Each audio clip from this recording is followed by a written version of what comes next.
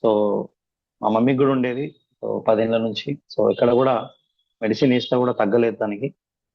So చూద్దాం leaders, ఒకసారి మన ప్రోడక్ట్ వాడిన తర్వాత కూడా ఒకసారి చూద్దాం. మన చాలా మంది మన వెంకటరస్లో కూడా చెప్పడం జరిగింది, నాకు మంచిగా ఉంది ప్రోడక్ట్ వాడండి. సో చెప్పిన తర్వాత నేను కూడా నమ్మలేదు స్టార్టింగ్ లో.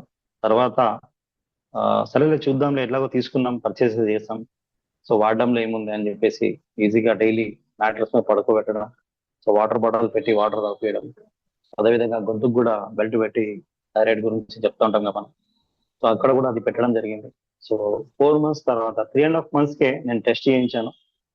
సో అక్కడ రిజల్ట్ వచ్చేసింది. యాక్చువల్ గా థైరాయిడ్ వచ్చేసి 9 పాయింట్ ఉండే.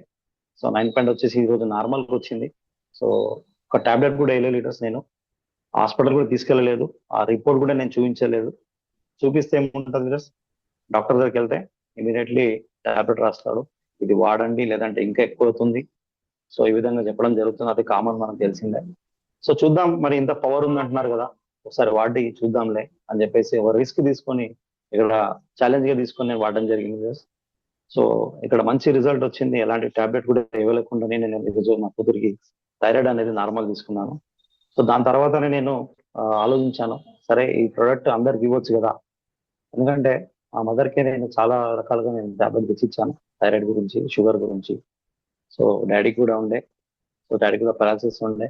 సో చాలా రకాలుగా నేను ఇబ్బందులు పడ్డాం. సో మా బ్రదర్స్ మేమందరం కూడా చాలా ట్రై చేసాం, కానీ ఇంకా అది కోలుకోలండి అదైతే.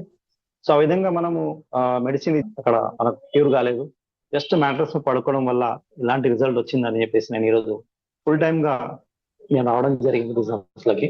ఈజీగా మనము ఇక్కడ వన్ టైం బిజినెస్ కూడా